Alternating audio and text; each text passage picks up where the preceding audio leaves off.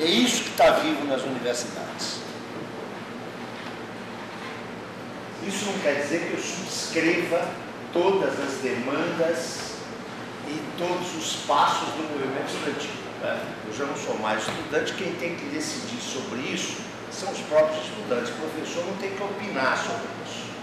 A parte mais viva da universidade são sempre os estudantes. Essa foi a minha experiência de estudante e é a minha experiência de professor em todos os lugares onde eu já passei. Bom, eu queria lhes dizer que há várias formas de tomar o tema sobre o qual vocês me convocaram para essa conversa. Eu vou escolher um caminho, não é o único, é apenas aquele que me pareceu mais produtivo para a gente se pensar no Brasil contemporâneo.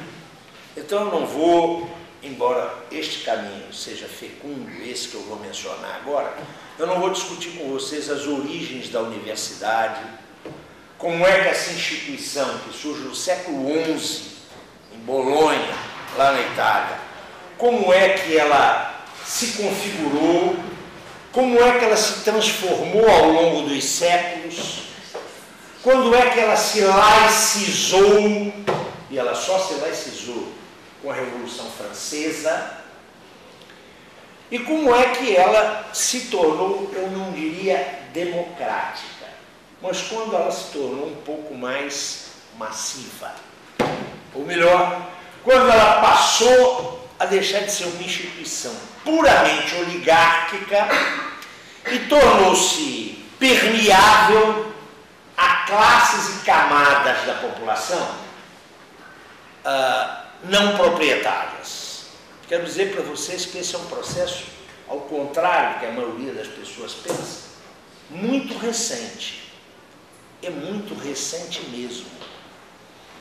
Para vocês terem uma ideia, eu acabei de falar aqui em laicização.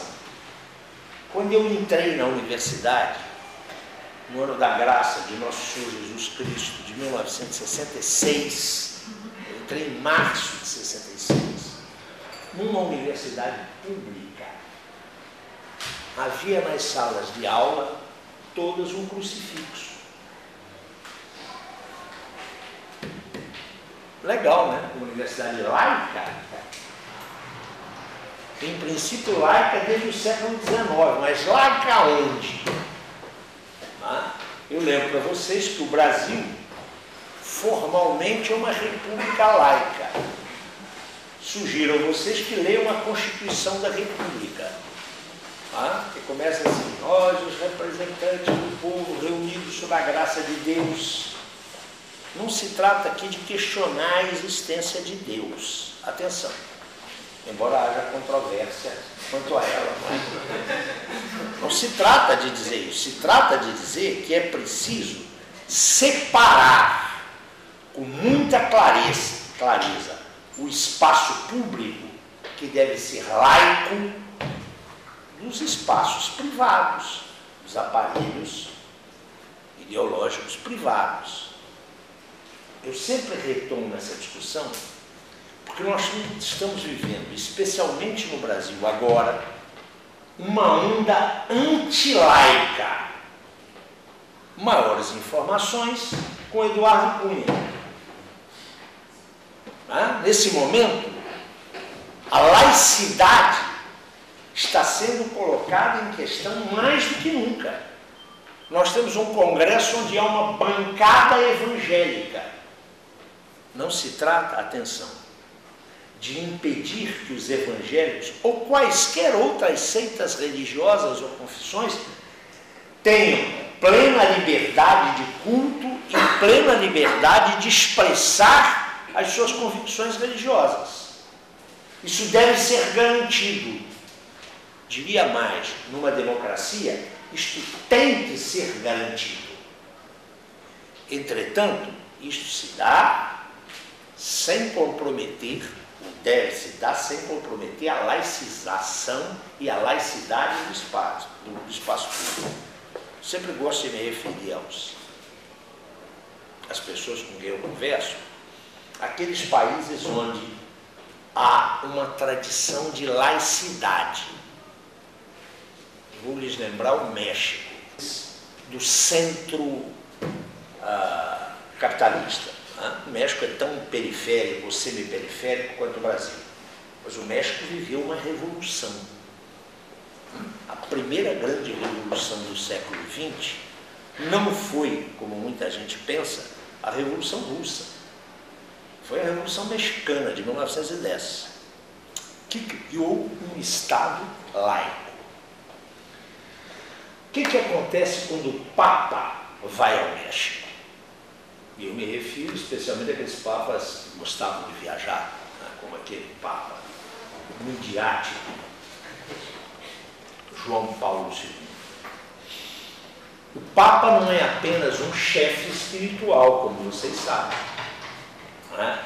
Ele dispõe do estatuto de um chefe espiritual. Ele é o chefe espiritual da Igreja Católica Apostólica Romana. Mas ele não é só isso. Ele é também um chefe de Estado. O Vaticano, desde 1929, é um Estado. Isso significa que quando o presidente da República brasileiro recebe o Papa, ele está recebendo uma figura que dispõe de um duplo estatuto. O Palácio do Planalto, e sempre depois tem uma missa campal, né? Onde o Papa fala com o pastor que é para milhares de suas ovelhas. O presidente da República em geral está lá. Vocês sabem como é que é no México? Então vou lhes dizer. O Papa desce no aeroporto da capital. O presidente da República vai lá e o recebe como recebe um chefe de Estado. Porque o Papa o é.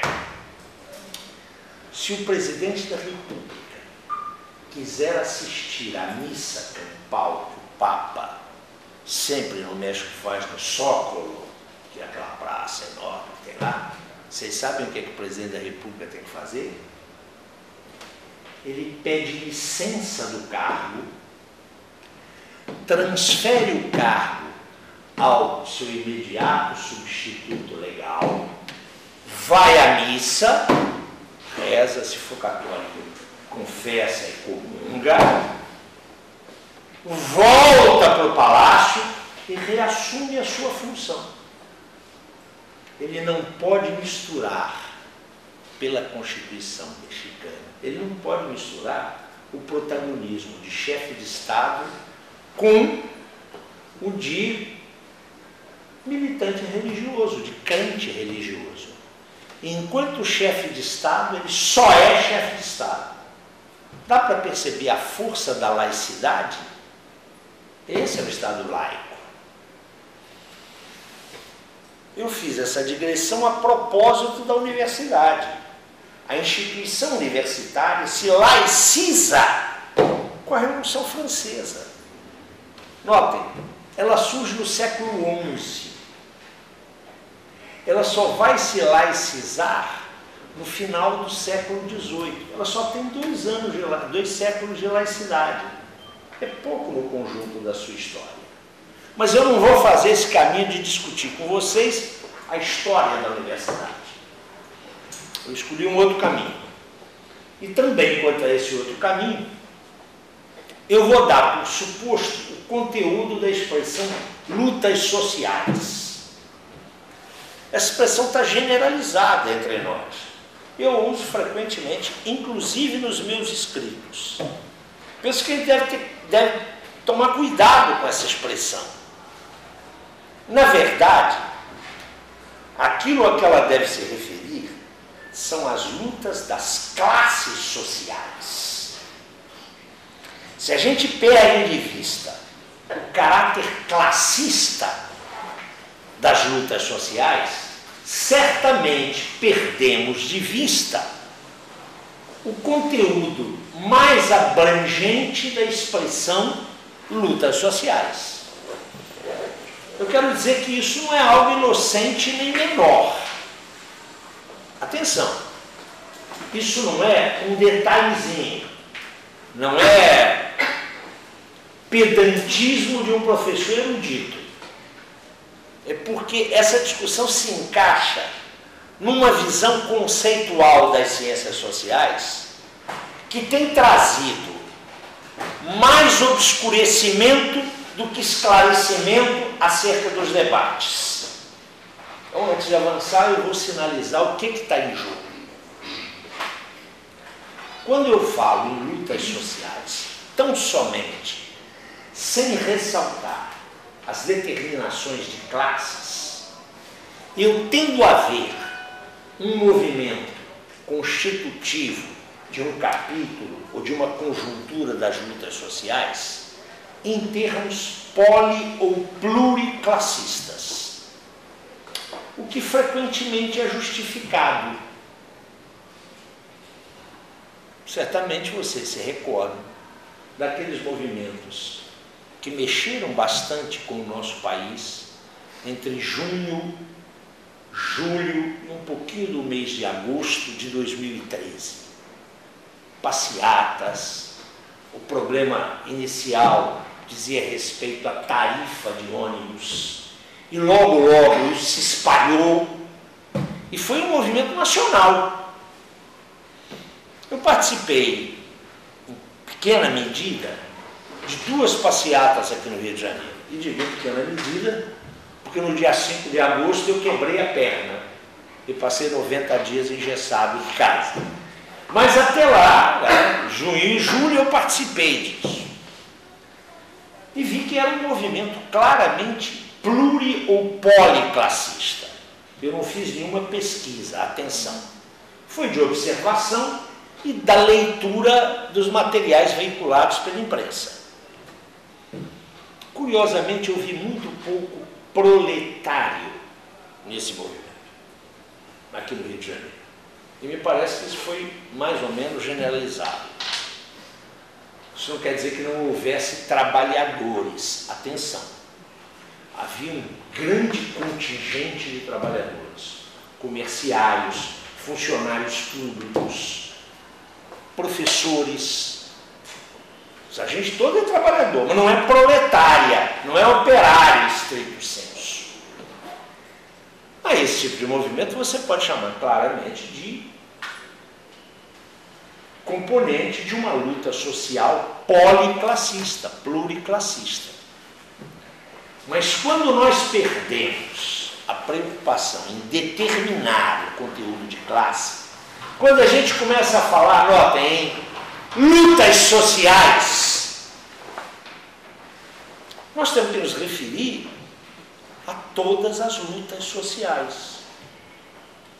Todas. Vocês não eram nascidos. Eu às vezes minto para elogiar a pouca idade de vocês, viu? Vocês não eram nascidos. Mas no período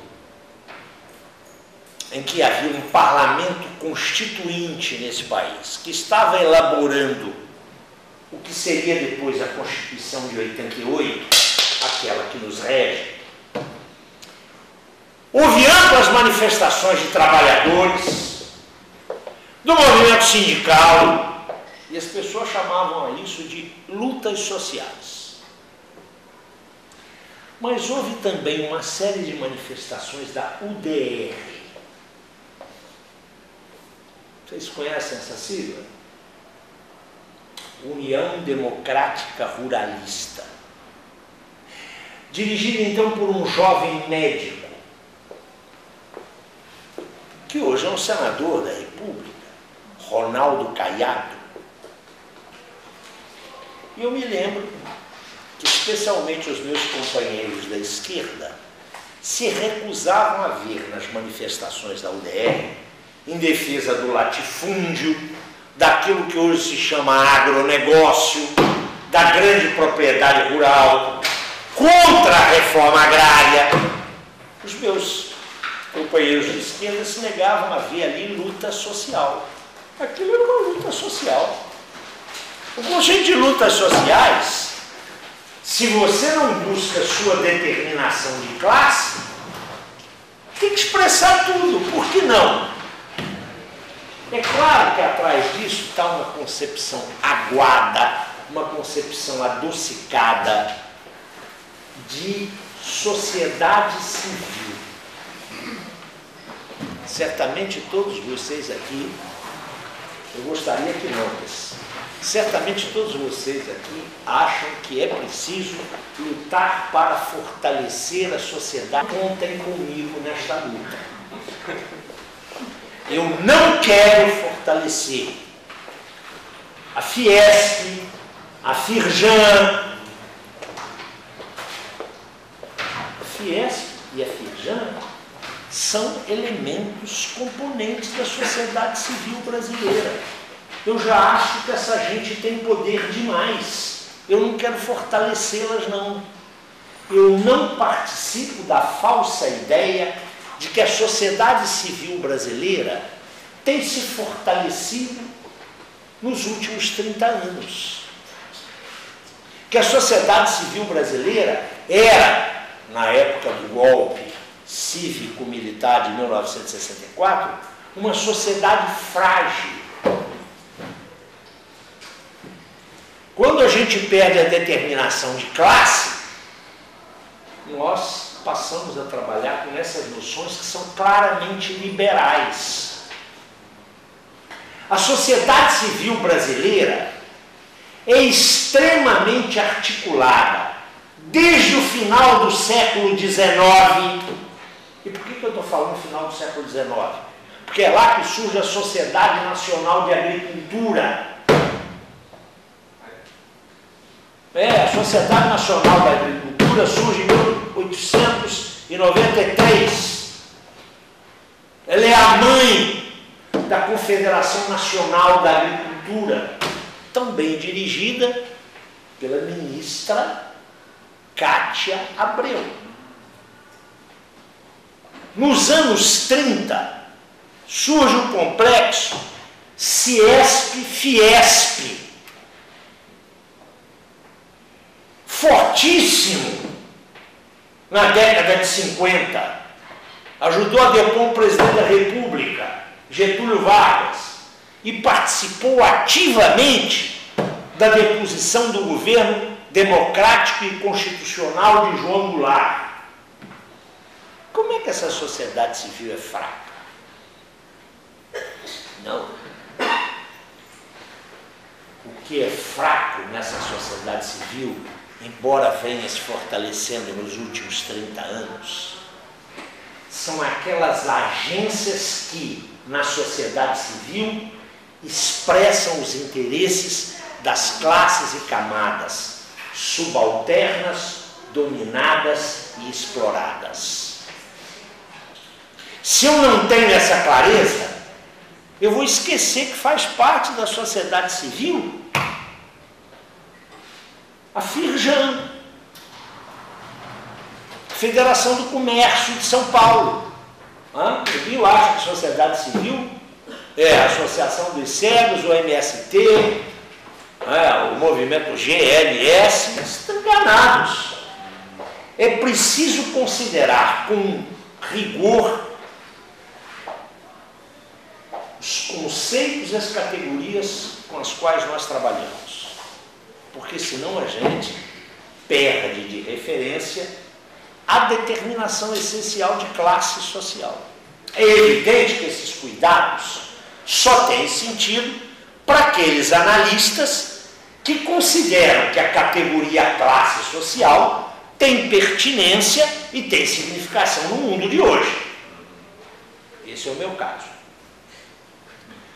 Eu vou dar por supostas aqui, portanto, porque não vou escolher um caminho erudito para discutir universidade e classes sociais, eu vou dar por supostas essas ideias.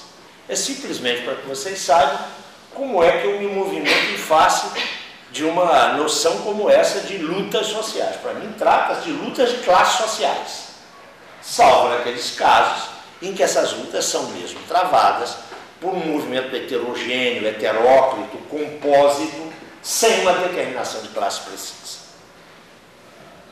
Eu queria começar dizendo o seguinte: a universidade brasileira, se eu tomo por referência a constituição da universidade nos centros culturais do Ocidente, então eu estou olhando para a Europa Ocidental, e essa é a minha referência, a universidade brasileira é extremamente tardia e retardatária.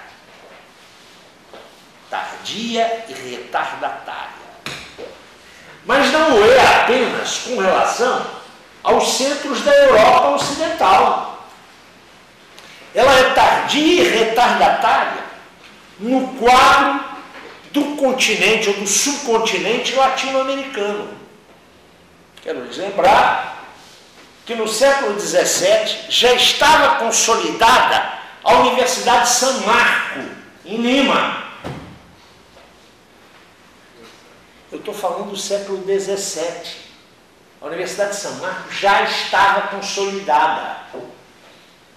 Se você dá uma olhada na América Latina, nos países de tradição hispânica, salvo o Paraguai e o Equador, a existência das universidades já é um dado óbvio e notório no final do século XIX, desde o século XVII. No Brasil, atenção, os cursos superiores, não a universidade, os cursos superiores surgem aqui na segunda década do século XIX, entre 1824 e 1825. Os dois primeiros cursos superiores são os cursos de Direito, em São Paulo e em Olinda, os mais antigos do Brasil. Depois começam a repicar cursos isolados. O primeiro curso de medicina aqui no Rio de Janeiro, por volta de 1850, e começam a pipocar outros cursos. O curso de Engenharia de Minas, na antiga Vila Rica, Ouro Preto. Universidade no Brasil, no sentido de uma instituição congregando disciplinas científicas num espaço de pesquisa, de transmissão de conhecimentos e de extensão, só surge em 1934. É isso que vocês estão acabando de ouvir. Antes disso não havia universidade no Brasil. Em 1937, há a iniciativa de criar uma universidade aqui no Rio de Janeiro. E ela agora. A primeira universidade aqui no Rio de Janeiro, isso vai criar, é bom lembrar isso, porque as pessoas não sabem. Ela vai ser a matriz daquilo que depois, lá nos anos 40, vai ser a Universidade do Brasil, que é essa aqui. Essa universidade, até 1968, chamou-se Universidade do Brasil. Vocês sabem como é que começa a história de uma universidade aqui no Rio de Janeiro? Um rei belga, isso que eu estou contando aqui não é piada, eu estou caricaturando um pouco a história, mas é isso. Um rei belga chamado Albert faz uma visita ao Brasil na primeira década do século XX. Aí alguém do corpo diplomático lembra que faz parte desse negócio de visita de chefe de Estado, dá a ele um título de doutor honoris causa. Aquilo que o Lula ganhou. Lula coleciona vários. É que é o mais fácil para o presidente da República. Ele pode ser semi-analfabeto, mas que ele vai lá e ganha. E não havia uma universidade para dar o título ao rei da Bélgica. Então se cria, no papel, ela nunca saiu do papel, uma universidade para dar o título. E o rei recebeu o título e ficou muito contente. Deve ter pendurado lá no seu quarto. A universidade, tal como ela é entendida na modernidade, ou seja, depois da Revolução Francesa, é criada no Brasil em 1934. É a universidade, hoje, a Universidade do Estado de São Paulo. É a USP. É como universidade a USP. Universidade. Não são cursos superiores. Atenção. que começa em São Paulo? Está aí explicitada na criação da primeira universidade brasileira digna desse nome, uma marca histórica que existia antes nos cursos superiores brasileiros e que vai determinar muito da universidade brasileira, essa na qual vocês estão. É a marca do elitismo. É a tara, porque isso é uma tara. É a tara do elitismo. Quem banca a fundação da Universidade de São Paulo? Os derrotados de 32. Vamos lembrar e desmistificar um pouco o que vocês sabem, ou melhor, não sabem de história. Faz-se no Brasil um processo revolucionário em 1930. É a chamada Revolução de 30. Para as estruturas brasileiras da época, aquilo foi um processo revolucionário. Não foi um processo revolucionário democrático, popular, proletário. Mas mudou profundamente, não o estatuto da propriedade no Brasil. Uma revolução se define pela mudança ou não do estatuto de propriedade. A Revolução de 30 não se caracterizou por isso. Mas ela alterou profundamente a realidade sociopolítica desse país. No processo da Revolução de 30, dadas as transformações que estavam em curso na sociedade brasileira, as frações dominantes neste país entenderam que ou elas mudavam de direção. O segmento agroexportador, fundamentalmente vinculado ao café, que já sofreu um baque com o crash da Bolsa de Valores de Nova York um ano antes, ele foi derrotado. Estes derrotados em 30, tentaram uma reação militar ao governo provisório, ao governo chefiado por Vargas. Essa reação era reação no sentido duplo. Imediatamente físico, mobilizaram tropas, mas imediatamente político. Tratava-se de reverter as transformações que estavam em curso. A esse movimento, que Getúlio derrotou facilmente em 3 meses, a oligarquia derrotada auto-intitulou de Revolução Constitucionalista, que teve por centro São Paulo e que Getúlio resolveu em 3 meses.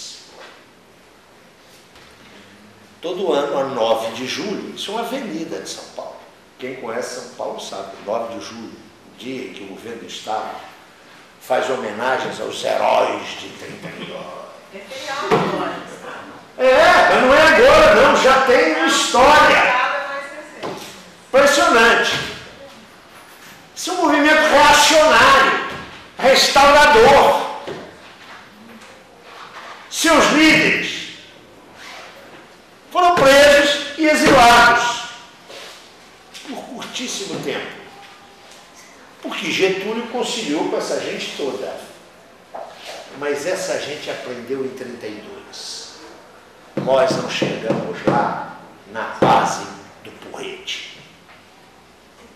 Nós vamos chegar lá conquistando uma hegemonia intelectual e cultural. Escuta, eles não trabalhavam com as categorias do Gramsci, não, viu? Nem revolução pelo alto, nem hegemonia. Mas tinha o faro fino para isso. Não desprezem a experiência das oligarquias brasileiras. as antigas e as novas. Não as subestime. Elas são muito competentes. Nós estamos assistindo agora um processo desse gênero no país. Mas eu chego lá. O que essa gente faz? Aliás, quem é essa gente? É a oligarquia paulista, dirigida por um intelectual coletivo. Olha de novo o Gramsci aí. Escuta, eles não sabiam disso. O intelectual coletivo foi um jornal. O jornal do Estado de São Paulo. Atenção, que antes de 30 chamava-se a província de São Paulo, e depois passou a chamar-se o Estado de São Paulo. É o que está aí, é o Estadão, nas mãos da mesma família, a família Mesquita. Eles promovem a criação de uma universidade. Não vamos tentar ganhar o poder pela coerção.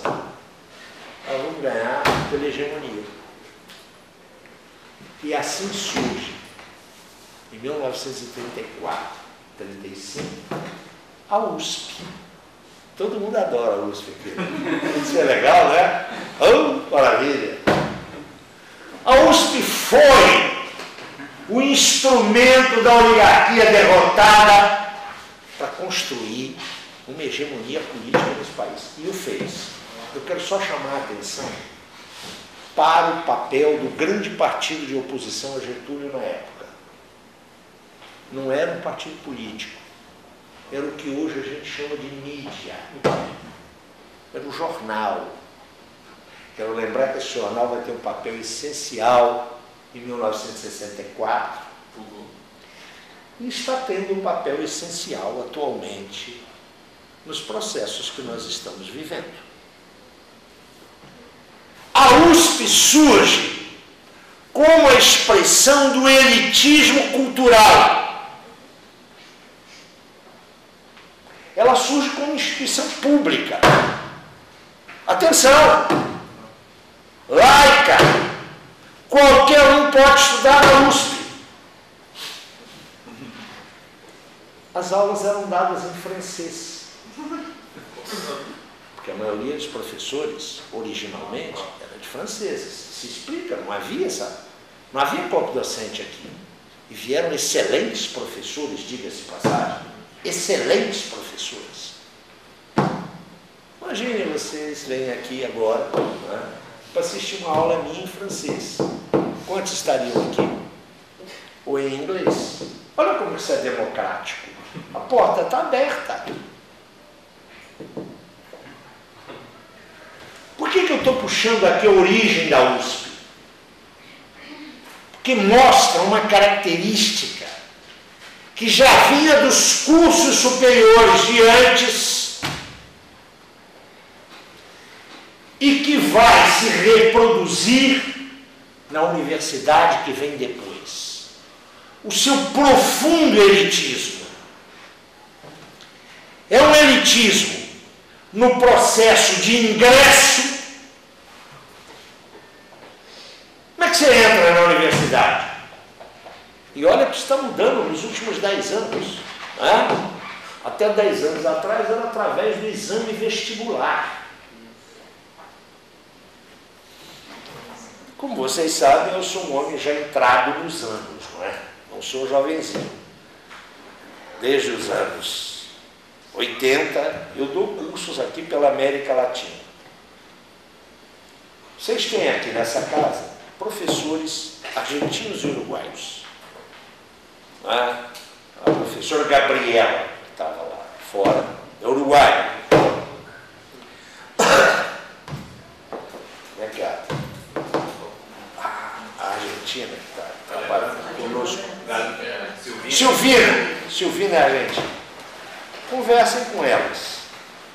Eu tinha a maior dificuldade em Montevidéu ou em Buenos Aires para explicar para os estudantes de lá que aqui no meu país o fulano tinha que prestar um exame para entrar na universidade. Mas como? Como? Não é possível. É possível. A universidade oferece vagas limitadas. Porque até 10 anos atrás, o jovem argentino, que concluía o equivalente ao nosso ensino médio, se matriculava no curso que queria na universidade. Vamos lá ver como é que é isso hoje. Um grande rio, Mancha Urbana do Rio de Janeiro, tem cerca de 100 milhões de habitantes. Quantos estudantes universitários, levando em conta essa enorme quantidade de uma esquina? Vocês sabem o que é uma esquina, né? É a Universidade da Esquina. Levando em conta a uma esquina, quantos estudantes universitários nós temos no Rio de Janeiro? Eu não tenho dados precisos quanto a isso hoje. Quero me ater aos estudantes da rede universitária pública no Rio de Janeiro. Aqui, na mancha urbana do Rio de Janeiro, eu tenho a UFRJ, a Federal Fluminense, a universidade aqui do lado, a Unirio, a UERJ e a Federal Rural. Estou esquecendo de alguma? Não, né? São 5. Quantos estudantes universitários estão matriculados nestas? A UESO, perfeito. E a UERN, também, no Norte Fluminense, do Sistema de Estado, tudo bem. Quantos estudantes estão vinculados a elas? 700 mil? Muito bem. Agora eu vou olhar para Buenos Aires, para a mancha urbana de Buenos Aires, que é maior que a mancha urbana do Rio de Janeiro. Né? Conurbano, como eles dizem, tem cerca de 9 milhões de... Uma única universidade, só uma, a UBA, existem outras públicas, só uma, a UBA, tem 280 mil estudantes. É isso que vocês ouviram. Eu não quero falar aqui na UNAM, a Universidade Nacional Autônoma do México, que entrou numa greve há 5 anos atrás, e ela envolvia, claro, ela tem outros campi, ela envolvia 2.800.000 estudantes. Isso horroriza você, não é? Como? É que vocês estão acostumados com aquela universidade que começou lá em São Paulo e que não pode ser aberta, ela é uma universidade para pouca gente. A qualidade do ensino está na pouca gente. Olha a tara elitista. Isso é uma tara. Essa universidade não foi construída, nem essa aqui não, viu gente? A Universidade Brasileira não foi construída para atender a demanda por educação das massas populares. Não foi e não é. Ela foi para substituir Coimbra na formação de advogado para gerir o Estado, lá com a criação dos cursos jurídicos em 24 e 25. Ela foi projetada para resolver o problema de quem podia pagar pela medicina aqui na corte nos anos 50. Cursos minerais na segunda metade do século XIX no estado de Minas. Esta universidade jamais foi objeto, jamais. Eu estou falando isso em junho de 2015. E sou muito responsável no que digo. Jamais foi objeto de democratização do ponto de vista do acesso. Quando, atenção, isso será o segundo tópico da minha intervenção, quando lutas sociais pressionaram para a sua permeabilidade, a escolha foi pela massificação do ensino superior, não pela sua democratização. O acesso foi massificado. Isso é notório com a reforma universitária de 1968, operada pela ditadura, com as transformações na universidade nos anos 80, em função da derrota da ditadura. E recentemente, a primeira passagem da primeira para a segunda década deste novo século, um outro processo de massificação, que atendeu num primeiro momento com o rótulo de ProUni e depois, num segundo momento, para as instituições do Estado, no REUNI. Se vocês quiserem forçar a mão, eu diria, do ponto de vista do ingresso, houve e está em curso um processo de democratização.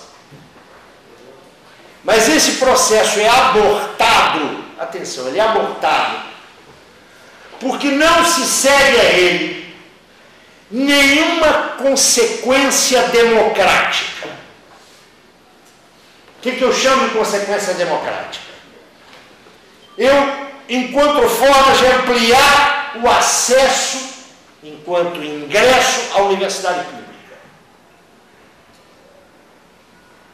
Mas ocorrem determinados fenômenos. Eu vou dar um exemplo e vocês vão ver por que isso não é democratização. Eu não sei como é que isso está hoje.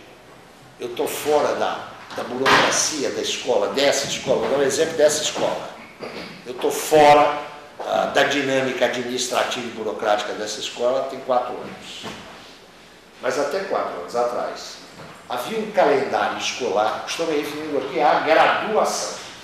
Havia um calendário escolar que dava um prazo, fixava um prazo para as matrículas, e salvo erro, a 10 de maio, se o calendário corresse bem, para o trancamento de matrículas. E o trancamento tinha que ser feito ou online, ou vindo aqui na Secretaria da Graduação, que já era dirigida pela Carminha, que continua trabalhando aqui. Era comum. Na semana do 10 de maio, você recebia uma aluna ou um aluno que você já conhecia, que já estava no terceiro período, ou estava iniciando no primeiro período, que era complicado. No primeiro período você não podia trancar matrícula, só no terceiro e quarto. Parecia um aluno cujo histórico escolar era muito bom, e o aluno chegava e dizia: olha, eu quero trancar minha matrícula. Como? Você é um bom aluno. Eu preciso trocar minha matrícula. Aí você levava, quando você tinha uma diretora de graduação atuante, você levava o aluno lá para dentro para conversar, para saber por quê. Para dizer que eu não tenho dinheiro para pagar a passagem de ônibus. Ele tem escola de graça, mas ele não tem como chegar à escola. Ou ele até tem como chegar à escola, mas ele não tem como comer na escola. Não há uma política de assistência estudantil que seja de fato eficaz, ela é seletiva. Eu gosto sempre de contar a minha experiência, porque acho que isso é legal, a experiência de professor. Primeiro ano que se instaurou no currículo a mudança que tinha economia política, eu fui da economia política para o curso de uninoturno. Depois outros companheiros dividiram comigo isso. Estou num curso de URO, ali no anexo, onde tem as meninas bonitinhas como você, né? Pobre é de noite. Aula 7h, começava às 7h30. É óbvio que na cidade do Rio de Janeiro ninguém chega às 7h30. Aí eu não trabalho me esbofeteando com a realidade. Cheguei lá no primeiro dia, apresentei meu programa, e é claro que a minha relação com o estudante de graduação não é a relação que eu tenho com o estudante de pós-graduação. O Estudante de graduação, mando eu. Se não estiver satisfeito, vai tocar muita freguesia. E lá, apresentei meu programa, e aí, eu sei como é difícil chegar aqui às 7h30. Então nós vamos fazer o seguinte, eram aulas geminadas. Eu vou começar às 8h e não darei intervalo, vou até 9h10. Vocês estão de acordo? Estamos, claro, que ótimo. No dia seguinte, a minha aula era segunda e terça. No dia seguinte, 8h, fechei a porta e comecei a dar minha aula. 8h15, então, jovem, fornida de carnes,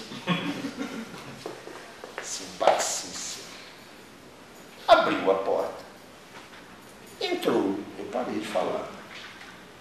Ela passou na minha frente e sentou-se. Eu olhei para ela, careia, e retomei a minha aula. Primeiro que eu aprendi na minha casa que quando a gente abre uma porta, a gente pede licença. Costuma-se dar bom dia aos presentes, alguém falando, a gente passa por trás. Mas é que eu não sou um homem do tempo do smartphone, não é? Mas eu olhei para a moça. Retomei o meu discurso. Na segunda-feira, a cena se repetiu por volta de 8h30. Ela abriu a porta, entrou, sentou-se, passou na minha frente, eu parei, olhei para ela, olhei para a turma e retomei o meu discurso. Na terça-feira, 8h40, ela abriu a porta. E quando ela deu o primeiro passo, eu mudei meu tom de voz. Quem foi meu aluno na graduação? Ele disse, senhorita, a senhora não vai entrar na minha sala de aula. Pela terceira vez, a senhorita está quebrando o nosso aluno. E, além de tudo, é mal educada. Pode fechar a porta e não entra. Aí foi aquele escândalo. Eu voltei ao meu tom habitual de aula e continuei. Eu ouvia zumbido de mosquito na sala. Quando eu saio, 9h10, a moça está parada na porta, verde, trêmula. Professor, eu queria falar disso. Agora eu não lhe atendo. À tarde eu estarei no meu box aqui. E passei. 2h da tarde, a moça bateu aqui. Ó, professor, eu quero pedir desculpas. Não, mandei ela entrar, assim. Quero pedir desculpas. Mas ela tremia. Eu disse, olha, você não tem que pedir desculpas. Você tem que se comportar como uma pessoa civilizada, em primeiro lugar, e segundo, cumprir o nosso. Aí ela olhou para mim, começou a chorar. E eu aprendi uma lição, que do ponto de vista da minha cabeça eu já sabia. Ela disse, professor, eu quero pedir desculpa porque eu não posso chegar nesse horário. Eu estou aqui agora, porque eu estou faltando no meu trabalho. Eu trabalho das 2 às 10 da noite. Eu tomo de manhã 4 conduções para vir aqui. Essa moça tomava um primeiro ônibus que deixava ela ali na Rio São Paulo, em Vista Alegre, Viúva Alegre, tem um troço assim. Do lado dos Teres. Do lado dos Teres. Não. Acho que é Vista Alegre ou Viúva Alegre. Ali ela tomava um outro ônibus que a deixava num ramal de trem, que a deixava na Central do Brasil, onde ela pegava um ônibus que largava ela aqui. Eu saio de casa por volta de 4h30, 5h da manhã. E eu chego em casa por volta da meia-noite. Então é impossível. Como é que o professor faz? Eu olhei para ela e disse, olha, você vai entrar amanhã. Você vai conseguir alguém que grave a aula. E eu vou pedir desculpas públicas a você. E vou dizer por que você chega nesse horário. Posso? Ela disse, claro, pode. Que democratização de ensino é essa? Qual é a democratização? Você abre a porta da universidade e abre relativamente e não dá nenhuma condição do sujeito prosseguir o seu curso. Esta universidade, a Universidade Brasileira, tem passado, nós vamos discutir isso daqui a pouco, por processos de massificação. Mas ela continua sendo uma universidade que tem uma tara elitista. Ela não é feita para atender demandas de massas populares. Não é.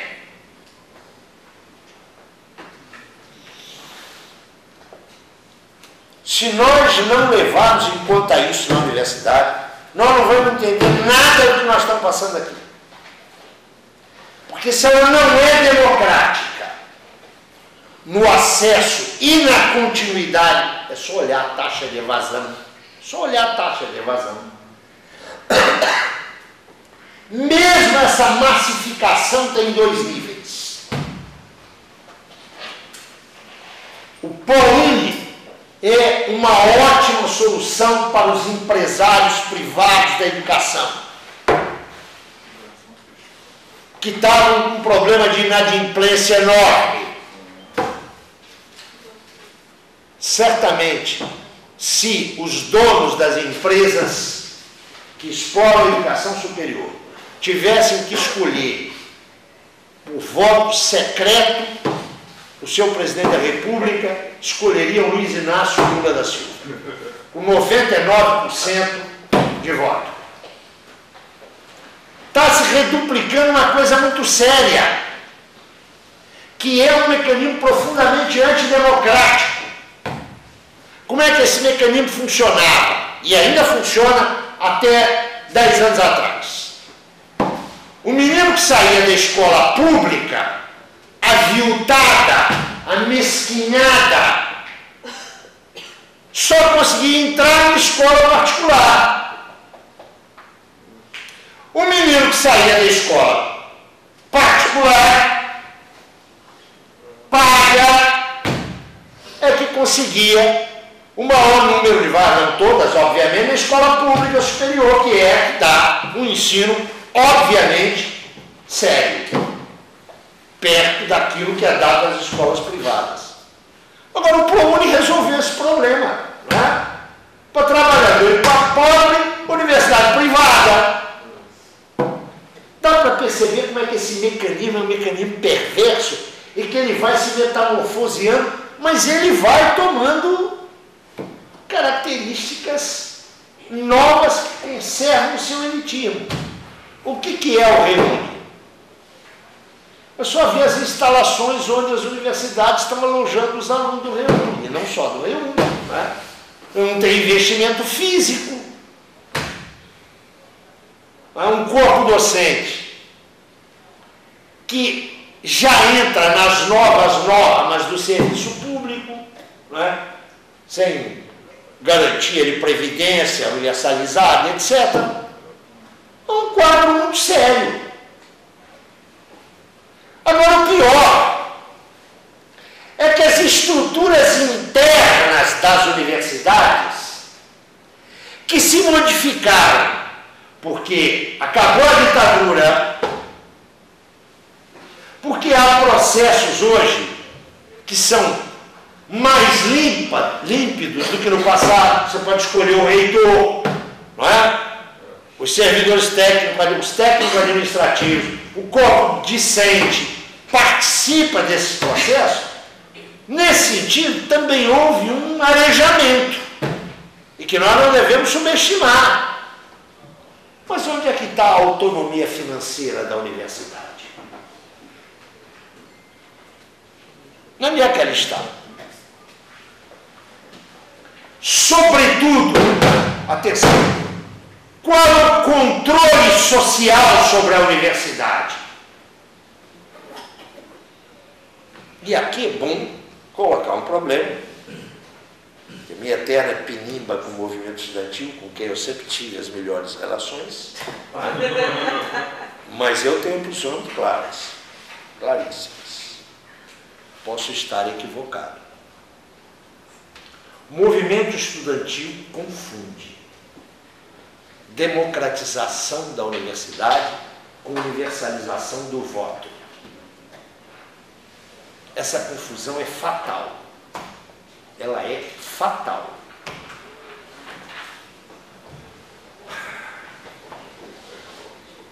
Eu comecei aqui dizendo que o movimento estudantil é o que há de mais vivo na universidade. Mas ele não é perene. Os seus protagonistas, em geral, passam pela universidade. Ele só tem futuro nas suas demandas se ele se vincular, vanguarda que é do movimento estudantil, se ele se vincular com a vanguarda do movimento docente. Se ele não se articular com essa vanguarda, ele terá, olha que paradoxo, força, mas será impotente. E frequentemente os estudantes confundem. Eu estou dizendo frequentemente, isso não é lei eterna não, viu? O que é a vanguarda do movimento docente?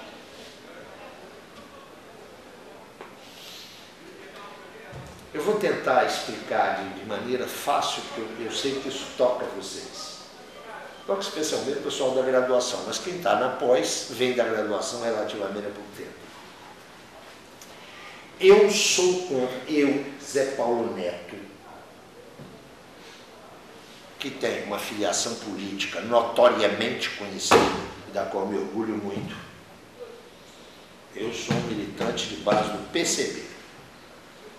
Eu sou contra voto direto e unipessoal para cargos acadêmicos universitários. Sou contra a eleição direta para reitor. É isso mesmo que vocês estão ouvindo. Eu sou pelo voto ponderado, com proporcionalidade. Provavelmente não é essa que está aí. Mas é Paulo, você é pela eleição direta do presidente da República, não é pela eleição direta do... Eis a questão. Essa questão para mim não existe. Essa questão me foi posta aqui há 20 anos atrás pelos companheiros da esquerda e eu disse, vocês estão equivocados. E eu vou explicar por quê. Eu escolho um presidente da República pela representatividade política e pela legitimidade que ele possa ter em função de um programa político. Eu escolho um reitor em função da direção social que ele pretende imprimir ao ensino e à pesquisa. Não são as mesmas mediações da escolha para a presidência da República, governo do Estado e para a reitoria, que passam na fábrica. Esquecem-se da especificidade da universidade. Por onde passa a luta de classes na universidade? Estou aqui, vou pregar no meu peito, porque eu estou de acordo com isso aqui, eu estou contra a privatização do ensino.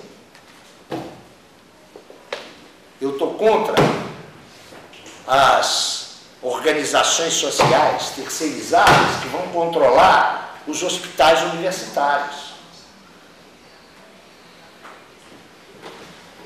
Mas não é aí que passa a luta de classes na universidade. Sabe onde é que passa a luta de classes na universidade? Eu vou dizer para vocês. É quando vocês têm um professor que lhes diz que vocês não precisam de estudar os clássicos das ciências sociais. Que vocês têm que pegar os últimos textos publicados, a literatura de fronteira, aquela mais recente. Para que você vai ler Marx? Para que você... Atenção, não é só Marx, para que você vai ler Weber? Por que você vai ler Durkheim? Por que você vai ler os clássicos? Não! Nós precisamos do agora. Por que eu tenho que estudar os conflitos tradicionais da sociedade? Não é importantíssimo saber hoje como os jovens, vamos fazer uma pesquisa, como os jovens estão usando o WhatsApp?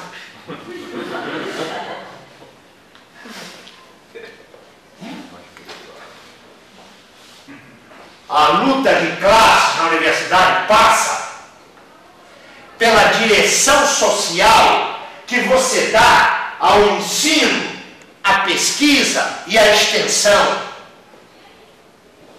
A luta de classe na universidade não se dá porque tem um professor autoritário como Zé Paulo Neto, que exige que na aula dele ninguém leia jornal, faça tricô ou durma. Esse é o autoritário. A luta de classe não passa por aí. A luta de classe não passa como se na universidade houvesse dois segmentos. Um dos opressores, os professores, e dos oprimidos, os estudantes. A luta de classes passa na universidade quando nós abolimos a autoridade do saber. Quando a gente programa um curso de pós-graduação ou de graduação, dá uma bibliografia para os estudantes, chega aqui, bota as pessoas em círculo e diz, mas o saber é produzido coletivamente, todo mundo sabe. Quando não há responsabilidade na direção pedagógica.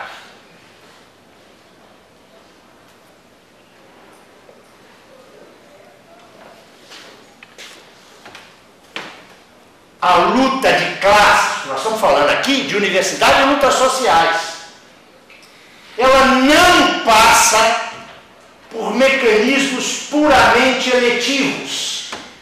Ela passa por outras mediações. A mediação é o conhecimento. Um professor que não prepara suas aulas, um professor que é leniente com os estudantes, que em geral tem muito prestígio, não é? Toma chope com eles. Esse professor é objetivamente um conservador, se não um reacionário. Desculpem, mas é isso que tem que ser dito para vocês.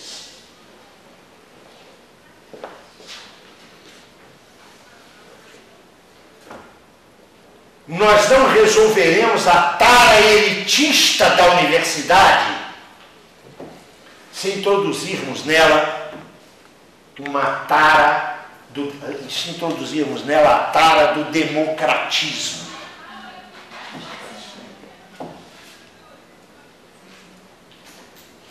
Eu não tenho nenhuma dúvida, nenhuma vacilação em lhes dizer que na universidade há uma hierarquia, e tem que haver.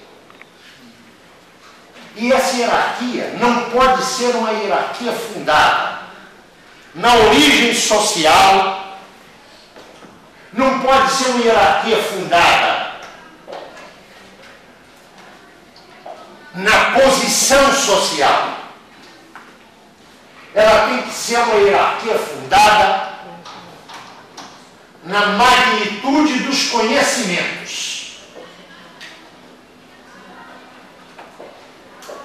Mas o professor Zé Paulo Neto, comunista de carteirinha, está dizendo que a universidade tem na base da sua estrutura hierárquica o mérito. É isso mesmo que o professor Zé Paulo Neto está nos dizendo. É exatamente isso. Os estudantes não são iguais, os professores não são iguais. E vocês têm essa experiência cotidiana na universidade. E por que não tiram dela as consequências necessárias? Aqui tem estudante de pós-graduação. Vocês aceitam que eu investir de qualquer poder, lhes designe o seu orientador? Os professores são todos iguais, são todos doutores. São iguais sobre esse aspecto. Vocês aceitam isso? Ação de investigação. Nós estamos no domínio do conhecimento sistemático. Eu vou usar aqui uma expressão que é muito desusada hoje. Do conhecimento rigoroso. Sabe? Eu estou me manimbando do que você acha de um texto que eu mandei você ler. A tua opiniãozinha você vai formular na tua dissertação ou na tua tese. O que eu quero saber é se você se apropriou do conteúdo daquele texto. Se você se apropriou cognitivamente daquele texto.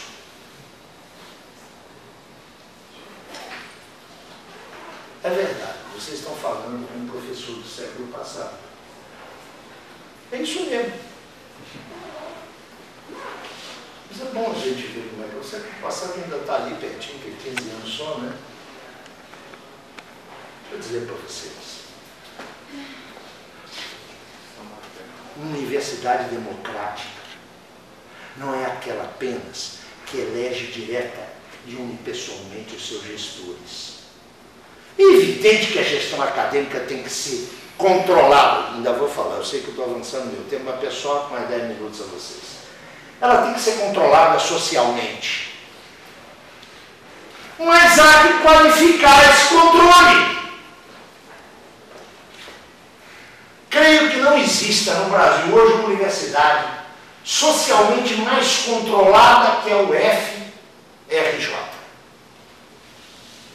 O problema é saber quem exerce esse controle.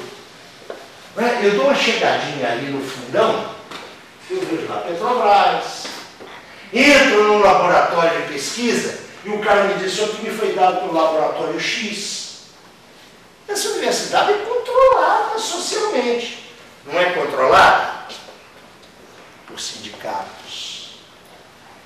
Os sindicatos não têm assento no conselho curador.